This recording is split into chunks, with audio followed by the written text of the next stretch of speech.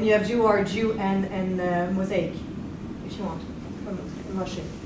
Do you see a differentiation in the treatment or role of each in the court system? If I see, sorry? Do you see a differentiation between? No. No. No, because it was made before the war. That's why the statistics from before the war are so hard to make about the criminality or anything else about the Jews in Poland, because they don't have the same designation.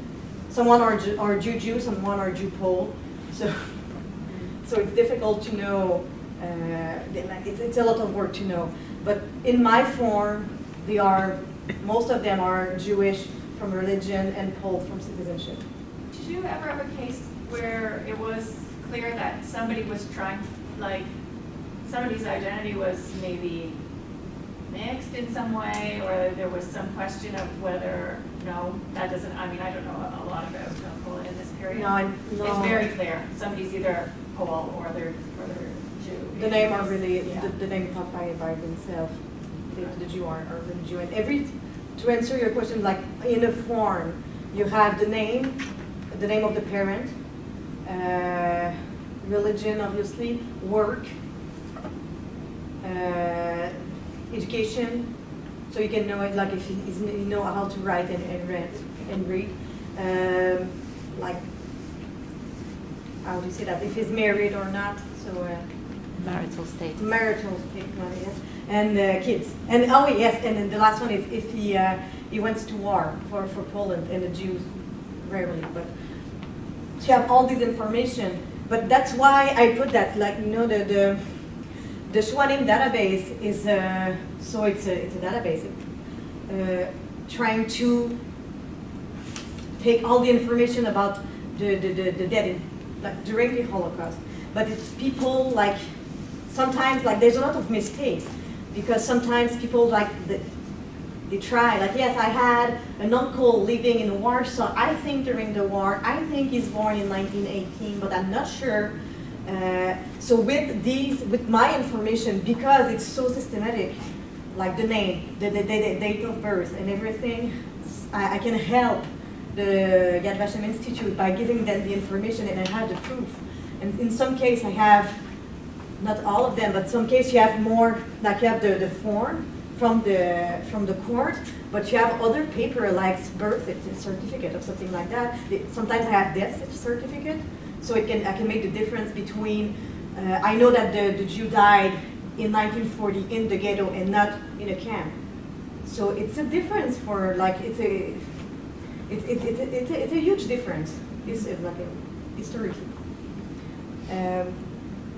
So yes, it's just because this case, Aaron Takus is the one who was, the example I gave, it's a Jew, he was arrested in a train and he was accused of assaulting a police officer. And he said he did nothing, and in this case, the trial, he had a verdict, he was condemned to, I don't remember, a prison sentence, a small one, a few weeks, but he died before, in 1941, and we have the letter from the Judenrat saying that he died in the ghetto, we have the date of death, and we have the place, because he's buried in the Jewish cemetery in Otfosk. So so he has somewhere, yeah, he has a grave, yes. But I'm not sure because probably not, but we know where he is. And Yad Vashem didn't know that. And it was not a good date of birth, and you know, so it's just like important correction so you have a better portrait of the situation.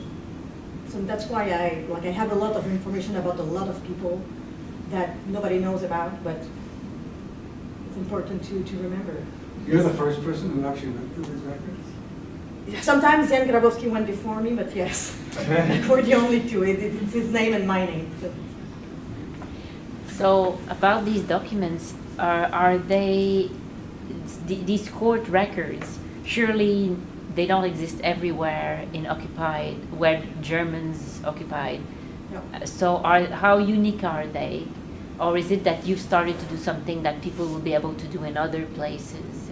But yes, people can use the same methodology and do every court in occupied Poland because these cases are registered in the archives, the National Archives. And they are all preserved. So No, the war did not no. destroy. No, the Court of Appeal in Warsaw, I don't have any statistics about that because the Court of like the place where the documents was destroyed in 1944. So we have no trace of that, like the appellate court. I have traces because I worked in the district court, and when a case went to the appellate court, there's a trace in this document, but not in Warsaw, it's in Siersey. So if I wanted to have the full appellate court of Warsaw during the war, I had to look at many other courts. And is Poland, so all the local district courts that you're talking about, some of them must be destroyed. Like, it's not only that you chose that court, it's also that that court still has their records. But Yeah, other except courts Warsaw. must have been. Yes, but in Altfosk everything is preserved, and Uh-huh. it's in a small archive center in the city. So it's really nice because it's the archives of the town. So you have everything in one place. It's not well preserved because I guess they have a lot of documents and they don't really care about like the criminal justice during the war. It's not that important for them. Or they don't. Do you have a picture of what they actually look like?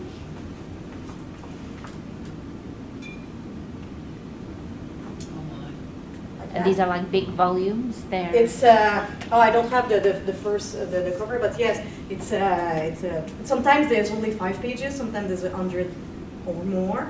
So you have the number of that changes a lot during the time. So you have a number, the name of the accused, and inside you have sometimes in Altfosk, by example, everything is handwritten, and there's no more form. Sometimes I read it was really difficult to read, and it's because it was like the deposition was written on garbage paper, something like that. So they had like you see that it's wartime, so they don't have a lot of money and things in general. So it looks like that, but you have like this one. I can talk about this case. This one, this is a birth certificate of a kid. Was born in 1911. No, 30, sorry. Yes, and then the case is 1941. He was arrested because he was accused. He's 11 years old. He was accused of stealing bread and sugar, and by.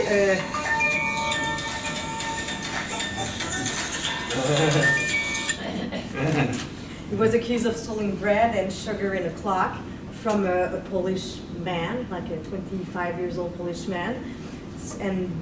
So it was outside the ghetto, obviously, and the man grabbed the kid, called the police. A police officer came. They take the kid in front of the court. He's an 11 years old boy. They insulted him. They called him Dzidziak, which means like nasty Jews, in front of the court. And the judge says, but he's 11 years old. He's not supposed to be in front of the court. So they took his information, but they let the kid go. And I never found this kid, and I'm looking for him again. Like until today, I'm looking for him. I don't know where he is. And I know, I'm not, I know. I think he was deported in 1942 or he died before, but still, he was brought in front of the court by 2 adults because he stole bread, So sometimes you have cases, this is like a case that, like I'm really touched by this one, and you have the name of his parents on the birth certificate, and I never found his parents either, so. But it's, yeah.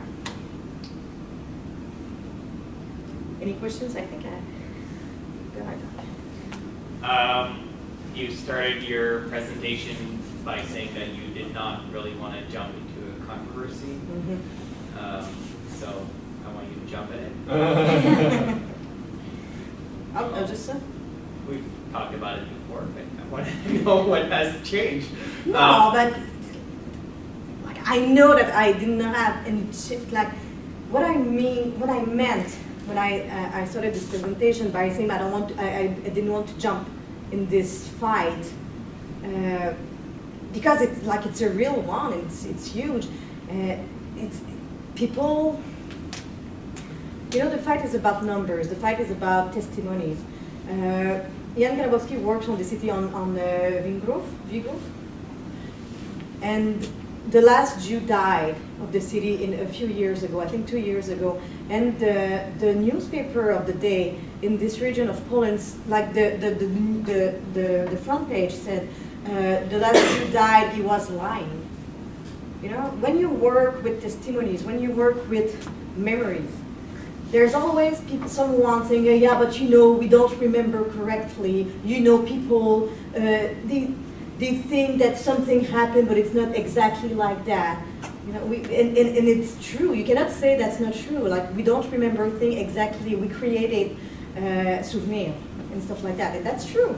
And I wanted to demonstrate that, yes, like Paul collaborated in a way, but not by regarding to the memory, by regarding something bigger, something more. Like, you cannot say, when you read the Constitution of Poland of 1931 and you see that Catholic Church is above everything else, you understand, everybody can say that, oh, that's true. So Catholic are better than the other. When you read a judgment made in a court, and you see the criminal code, you have the criminal code of the time, and you see that the judge is not respecting the criminal code because it's a Jew, and he never did the same thing when it was a Pole. You can, I don't know, not that it's a better proof, but it's more difficult to contradict this proof. Yep. So I did, yeah. You've presented that parts of your stuff in many places, in Paris and Yeah. So could you tell us a little about people's reactions that you find interesting to your finding? Audiences of people who know this stuff more than most people in this audience, and how they have received your work and its originality and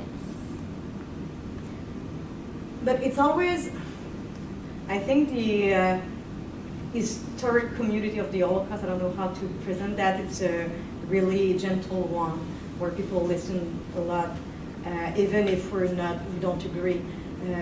Last year I presented in Yad Vashem, so in Jerusalem, and the guy just before me was working on denunciation after the same period, like after 42, the same region, and he said, you know, we talk too much about social construction and anti-Semitism. You know, there's something else. And I was like, what? How can you say that anti-Semitism is not a part of the problem? Like, it's just the war. Like in 1942, people they wake up and said, okay, now today we hate Jews. It was really frustrating for me, because I arrive after and I say, so what he said, I will say the exact opposite, you know. But he listened to me. I don't think he agreed with me, but people react kindly. It's a really delicate topic, and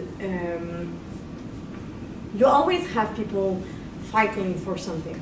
We all fight for something. But I think, my research will receive in this when it's a Holocaust community researcher. It is not when it's a Polish community researcher. And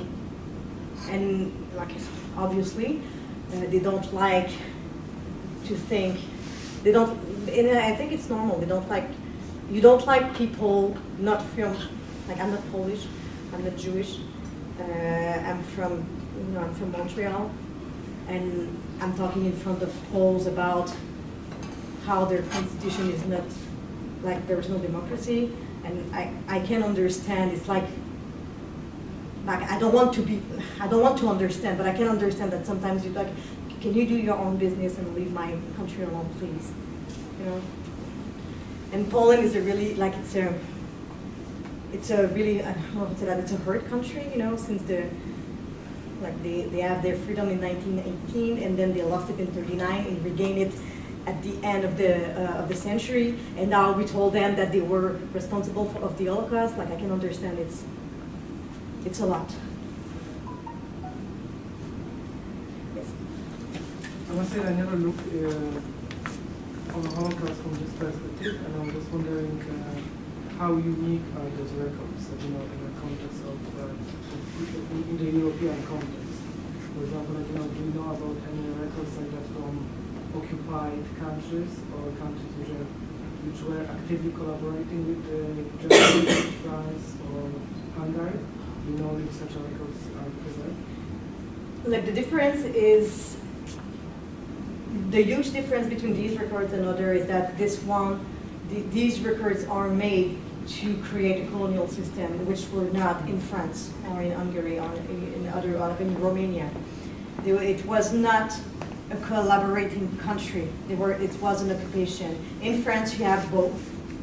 You have like Vichy was collaborating, but not the other part. Romania was collaborating like. So it was not like so it's not the same thing. They didn't have this freedom. They didn't keep this freedom that Poles during the war. I can say like that. Do you understand what I mean? It's different because it's an occupation, but there's no collaboration officially. There's no like the Polish government never collaborated officially. So this is the difference. In other occupied country, like in Ukraine, I don't know. I think you can find some stuff like that, but in Ukraine, it was so violent and it was at the beginning of the war. So I don't think that something remains there. Okay, I think I'll invite you to thank our speaker for today. Thank you very much. Please join us for a drink or something in the bar at on the other side. I don't know if you have a few minutes to stay or if you have to go. A few minutes. And join us again on December the 10th, same place, same time, for a talk about tax, culture, and race in Canada by award winner Shirley Tillotson, who's the Canadian Historical Association winner of the best book last year. Thank you very much. Thank you.